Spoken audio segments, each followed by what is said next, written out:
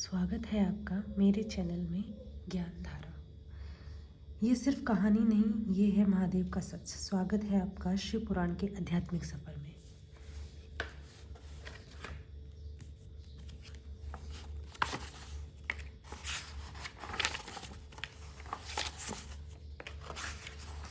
हर इंसान की ज़िंदगी में एक वक्त आता है जब उसे सहारा चाहिए होता है और तब याद आते हैं महादेव।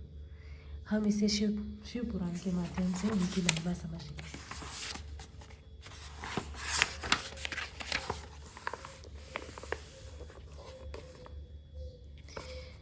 भवादिमग्नं दीनं समुद्र भवान्वातः करं ग्राहगृहीताडं दासोत शंकरम। शौनक जी के साधन विषयक प्रश्न करने पर सूत जी का उन्हें शिव पुराण की उत्कृष्ट महिमा सुनाना।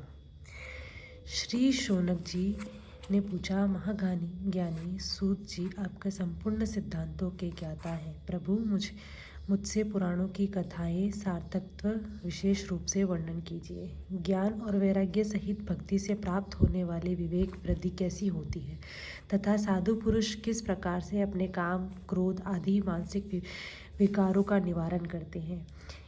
इस घोर काल में जीव प्राय आसुर स्वभाव के हो गए हैं। उस जीव समुदाय को शुद्ध देवी संपत्ति से युक्त बनाने के लिए सर्वश्रेष्ठ उपाय क्या है? आप इस समय मुझे ऐसा कोई शाश्वत साधन बताइए जो कल्याणकारी वस्तुओं में भी सबसे उत्कृष्ट एवं परम मंगलकारी हो तथा पवित्र करने वाले उपाय में भी सर्वोत्तम पवित्रकारक उपाय हो। तातः वह साधन ऐसा हो जिसके अनुष्ठान से ही शीघ्र से ही अंतकरण की विशेष शुद्धि हो जाए। उससे निर्मल चित्त वाले पुरुष को सदा के लिए शिव की प्राप्ति हो जाए। श्री सूत जी ने कहा, मुनिश्रेष्ठ शौनक, तुम धन्य हो क्योंकि तुम्हारे हृदय में पुराण कथा सुनने का विशेष प्रेम एवं लालसा है। इसलिए मैं शुद्ध बुद्धि से विचार कर तुमसे परम उत्तम शास्त्र का वर्णन करता हूँ। वत्स, वह संपूर्ण शास्त्रों के सिद्धांत से संपन्न भक्ति आदि को बढ़ाने वाला तथा भगवान शिव की संतुष्ट करने वाला, कानों के लिए रसायन, अमृत स्वरूप तथा दिव्य है। तुम उसे श्रवण करो। मुने, वह परम उत्तम शास्त्र है। शिव पुराण, जिसका पूर्व काल में भगवान शिव ने ही प्रवचन किया था, यह काल रूपी सर्प से प्राप्त होने वाला महान त्रास का विनाश करने वाले उत्तम साधन है। गुरुदेव व्यासना संत कुमार मुनि का उपदेश पाकर बड़े आदर से संक्षेप में इस पुराण का प्रतिपादन किया है। इस पुराण के प्रणयन का उद्देश्य है कलि युग में उत्पन्न होने वाले मनुष्य के परम हित का साधन। यह शिव पुराण उत्तम शास्त्र है।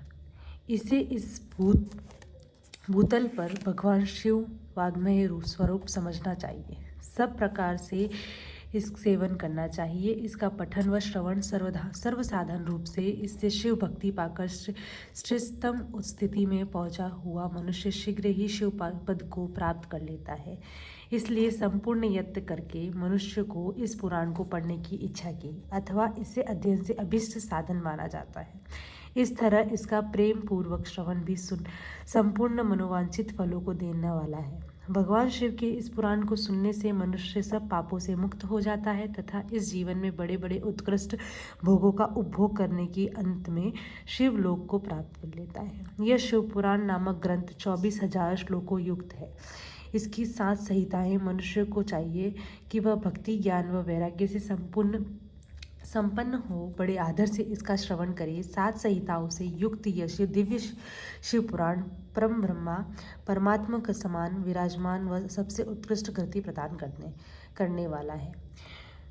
जो निरंतर अनुसाधन पूर्वक इस शिव पुराण को वांचता है तथा नित्य प्रेम पूर्वक इसका पाठ मात्र करता है, वह पुण्यात्मा है, इसमें संशय नहीं। जो उत्तम बुद्धि वाला पुरुष अंतकाल में भक्ति पूर्वक इस पुराण को सुनता है, उस पर अत्यंत प्रसन्न हुए भगवान महेश्वर उसे अपना पद यानी धाम प्रदान करते हैं। जो प्रतिदिन आदर पूर्वक इस शिव पुराण का पूजन करता है, वह इस संसार में संपूर्ण भोगों को भोग कर अंत में भगवान शिव के पद को प्राप्त कर लेता है। जो प्रतिदिन आलस्य रहित हो, रेशमी वस्त्र आदि के वेस्ट नसों से इस शिव पुराण को सत्कार करता है वह सदा सुखी होता है। यह शिव पुराण निर्मल तथा भगवान शिव का सर्वस्व जो इहलोक परलोक में भी सुख चाहता है उसे आदर के साथ प्रयत्न पूर्वक इसका सेवन करना चाहिए। यह निर्मल है एवं उत्तम शिव पुराण धर्म अर्थ काम मोक्ष रूप चारों पुरुषोत्तर को देने वाला है, अतः सदा प्रेम पूर्वक इसका श्रवण एवं विशेष पाठ करना चाहिए। अध्याय पहला। शिव पुराण के श्रवण से देवराज को शिवलोक की प्राप्ति, चंचुल का पाप से भय एवं संसार से वैराग्य। श्री शौनक जी ने कहा, महाभाग सूत जी, आप धन्य हैं, परमात्म तत्व के ज्ञाता हैं। आपने कृपा करके हम लोगों की यह बड़ी अद्भुत एवं दिव्य कथा सुनाई। भूतल पर इस कथा के समान कल्याण का सर्वश्रेष्ठ साधन दूसरा कोई नहीं है। इस बात को हमने आज आपकी कृपा से निश्चय पूर्वक समझ ली। सूत जी, कलि युग में इस कथा द्वारा कौन कौन सी पापी शुद्धि होती है, उन्हें कृपा पूर्वक बताइए और इस जगत को कृतक कीजिए। सूत जी बोले, मुने, जो मनुष्य पापी, दुराचारी, खल, काम, क्रोध आदि में निरंतर डूबे रहने वाले हैं वह इस पुराण के श्रवण पठन से अवश्य ही शुद्ध हो जाते हैं। इसी विषय में जानकर मुनि इस प्राचीन इतिहास का उदाहरण दिया करते हैं जिससे श्रवण मासे पापों का पूर्णतः नाश हो जाता है। पहले की बात है, कहीं किरातों के नगर में एक ब्राह्मण रहता था जो ज्ञान में अत्यंत दुर्लभ, दरिद्र, रस बेचने वाला तथा वैदिक धर्म से विमुख था। वह स्नान संध्या आदि कर्मों से भ्रष्ट हो गया था और वैश्यव्रती में तत्पर रहता था। उसका नाम था देवराज। वह अपने ऊपर विश्वास करने वाले लोगों को ठगा करता था। उसने ब्राह्मणों, क्षत्रियों, वेश्याओं, शूद्रों तथा दूसरों को भी अनेक बहानों से मारकर उनका धन हड़प लिया था, परंतु इस पापी का थोड़ा सा भी धन कभी धर्म के काम में नहीं लगा था। वह वैश्यागामी तथा सभी प्रकार से आचार भ्रष्ट था। एक दिन घूमता घामता वह देवयोग से प्रतिष्ठानपुर झूसी प्रयाग में जा पहुंचा। वहां उसने एक शिवालय देखा जहां बहुत से साधु महात्मा एकत्र थे। देवराज उस शिवालय ठहर गया, किंतु वहां ब्राह्मण ज्वर आ गए। उस ज्वर से उसको बड़ी पीड़ा होने लगी। एक ब्राह्मण देवता शिव पुराण की कथा सुना रहे थे। ज्वर में पड़ा हुआ देवराज ब्राह्मण के मुखरविंद से निकली हुई एक शिव कथा निरंतर सुनता रहा। 1 मास के बाद वह ज्वर से अत्यंत पीड़ित होकर चल बसा। यमराज के दूत आए, उसे पाशों से बांधकर बलपूर्वक यमपुरी ले गए। इतने में ही शिवलोक से भगवान शिव के पार्षदगण आ गए। उनके गौर अंग कर्पूर के समान उज्ज्वल थे, हाथ त्रिशूल से सुशोभित हो रहे थे। उनके संपूर्ण अंग भस्म से उद्भासित थे और रुद्राक्ष की मालाएं उनके शरीर की शोभा बढ़ा रही थी। वह सब के सब क्रोधपूर्वक यमपुरी गए और यमराज के दूतों को मार पीट कर बारंबार धमकाकर उन्होंने देवराज को उनके चंगुल से छुड़ा लिया और अत्यंत अद्भुत विमान पर बिठाकर जब वह शिवदूत कैलाश जाने को उद्यत हुए, उस समय यमपुरी बड़ा भारी कोलाहल मच गया। उस कोलाहल को सुनकर धर्मराज अपने भवन से बाहर आए। साक्षात दूसरे रुद्र के समान प्रतीत होने वाले उन चारों दूतों को देखकर धर्मराज ने उनका विधि पूर्वक पूजन किया और ज्ञान दृष्टि से देखकर सारा वृतांत जान लिया। उन्होंने भय के कारण भगवान शिव के उन महात्मा दूतों से कोई बात नहीं पूछी, उल्टे उन सभी की पूजा व प्रार्थना की। तत्पश्चात वह शिवदूत कैलाश को चले गए और वहां पहुंचकर उन्होंने उस ब्राह्मण को दयासागर शाम्ब शिव के हाथों में दिया। शौनक जी ने कहा, महाभाग सूत जी, आप सर्वज्ञ हैं। महामते, आपकी कृपा प्रसाद से मैं बारंबार कृतार्थ हुआ। इस इतिहास को सुनकर मेरा मन अत्यंत आनंद में निमग्न हो रहा है। अतः अब भगवान शिव में प्रेम बढ़ाने वाली शिव संबंधिनी दूसरी कथाओं भी कहिए। श्री सूत जी बोले, शौनक सुनो, मैं तुम्हारे सामने गोपनीय कथा वस्तु का भी वर्णन करूंगा, क्योंकि तुम शिव भक्तों में से अग्रगण्य तथा वेदवताओं से श्रेष्ठ हो। समुद्र के निकटवर्ती प्रदेश में एक वाशकल नामक ग्राम है जहाँ वैदिक धर्म से विमुख महापापी द्विज निवास करते हैं। वह सबके सब बड़े दुष्ट है। उनका मन दूषित विषय भोगों में भी लगा रहता है। वह ना देवताओं पर विश्वास करते हैं ना भाग्य पर। वह सभी कुटिल वृत्ति वाले हैं। किसानी करते और भांति भांति के घातक अस्त्र शस्त्र रखते। वह व्यभिचारी और खल है। ज्ञान वैरागी सर्दम का सेवन की मनुष्य के लिए परम पुरुषार्थ है। इस बात को वह बिल्कुल नहीं जानते। वह सभी पशु बुद्धि वाले हैं। जहाँ के द्विज ऐसे हो वहाँ अन्य वर्णों के विषयों में क्या कहा जाए। अन्य वर्णों को लोग भी उन्हीं के भांति खुद से विचार रखने वाले स्वधर्म विमुख एवं खल है। वह सदा कुकर्म में लगे रहते हैं एवं नित्य विषय भोग में डूबे रहते हैं। वहाँ की सब स्त्रियां भी कुटिल स्वभाव की स्वेच्छाचारिणी पाप सक्त कुत्सित विचार रखने वाली व्यभिचारिणी है। वह सद्व्यवहार एवं सदाचार से सर्वथा शून्य है। इस प्रकार वहाँ दुष्टों का ही निवास है। उस वाशकाल नामक ग्राम में किसी समय एक बिंदुक नामधारी ब्राह्मण रहता था। वह बड़ा अधम था, दुरात्मा और महापापी था। यद्यपि उसकी स्त्री बड़ी सुंदरी थी तो भी वह कुमार्ग पर ही चलता था। उसकी पत्नी का नाम चंचुला था।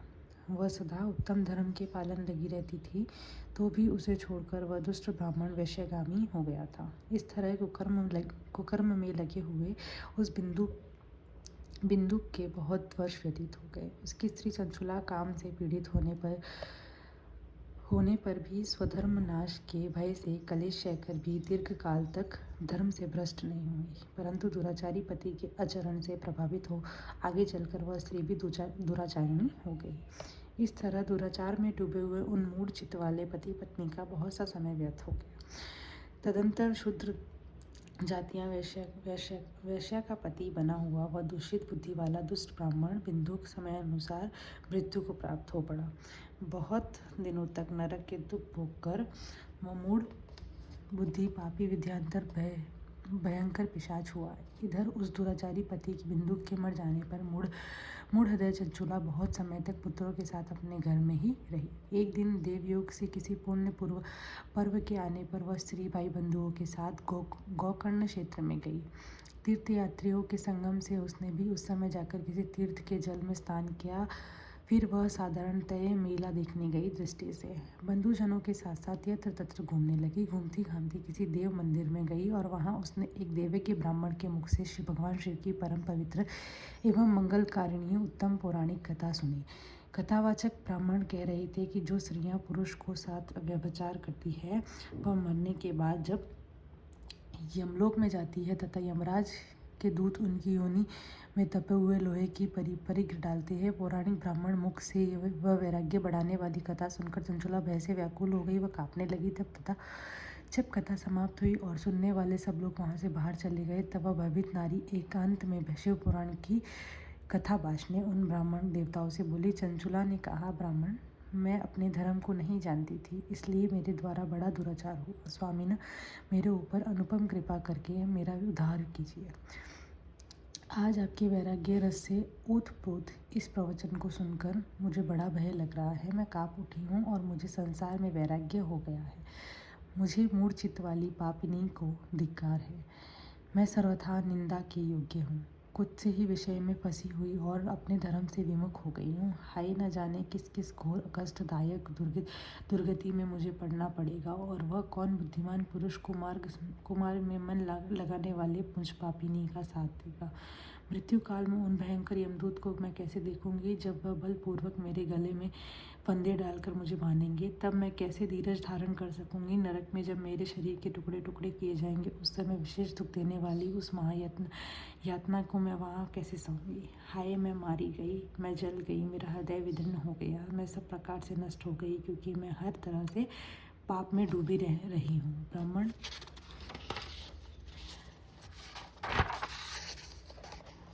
आप ही मेरे गुरु, आप ही माता और आप ही पिता हैं। आपकी शरण में आई मुझ दीन अबाल का आप ही उद्धार कीजिए। सूत जी कहते हैं, शौनक, इस प्रकार खेद और वैराग्य युक्त हुई चंचुला ब्राह्मण देवताओं के दोनों चरण में गिर पड़ी। तब उन बुद्धिमानों ब्राह्मणों ने कृपा पूर्वक उसे उठाया और इस प्रकार कहा। अध्याय 2 और 3। मेरे साथ अध्याय 2 और 3 सुनने के लिए बने रहिए ज्ञानधारा पे।